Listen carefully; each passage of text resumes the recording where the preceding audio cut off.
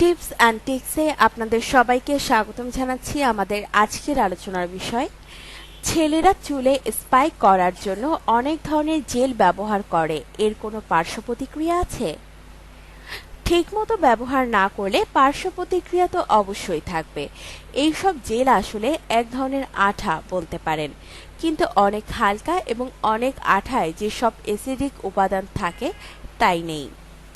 প্রথমেই বলে নেই, কেউ যদি এই হেয়ার জেল মাথায় তেল দেওয়ার মতো করে মাখে, সারাদিন রাখে এবং এই জেল মাথায় নিয়েই ঘুমাতে যায়, তবে তার চুলের অবশ্যই ক্ষতি হবে।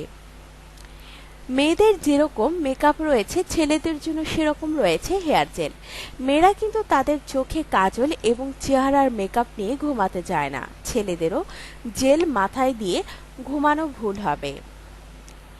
আর একটি ভুল যেটা সবাই করে তা হলো, যখন তারা জেল ব্যবহার করে চুলের গোড়া এবং মাথার চামড়ায়ও জেল লাগিয়ে ফেলে।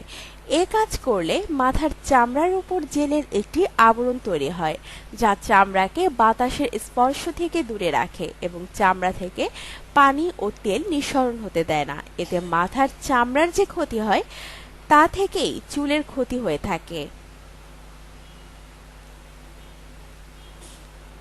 জেল ব্যবহার করার সঠিক নিয়ম হলো, প্রথমেই পরিষ্কার চুলে ব্যবহার করতে হবে যাতে বেশি দরকার না পড়ে, এবং জেল চুলের উপরে সমানভাবে লেগে থাকতে পারবে। চুলের গোড়ায় বা মাথার ত্বকে যেন এই জেল না লাগে। এজন্য হাতের আঙুল দুঃখিত এজন্য হাতের আঙুলে জেল নিয়ে চুলের মাঝে আঙুল দিয়ে বিলি কাটতে হবে শ্যাম্পু করার মতো, যেন চুলের গোড়া ম্যাসাজ না করা হয়। দরকার হলে চুলের দুঃখিত দরকার হলে আঙুলের মাথায় একটু জেল আলাদা করে নিয়ে চুলের প্রান্তে ধরে টেনে টেনে সঠিক স্টাইলে লাগাতে হবে। ঘরে ফিরে এসে এই চুল ধুয়ে ফেলতে হবে। হয় চলন্ত পানির নিচে 5 থেকে 7 মিনিট মাথা ধুতে হবে, অথবা পুরো এক গোসল করতে পারেন। মৃদু গরম পানি হলে ভালো হয়। জেল ভালো দেখে কিনতে হবে।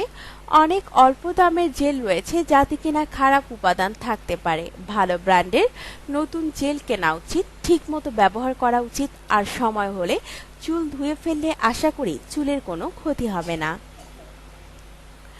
আপনার জীবনকে আনন্দময় করে তুলতে এবং বিভিন্ন স্বাস্থ্য টিপস ও পরামর্শ পেতে আমাদের চ্যানেল সাবস্ক্রাইব, লাইক ও শেয়ার করবেন। ধন্যবাদ।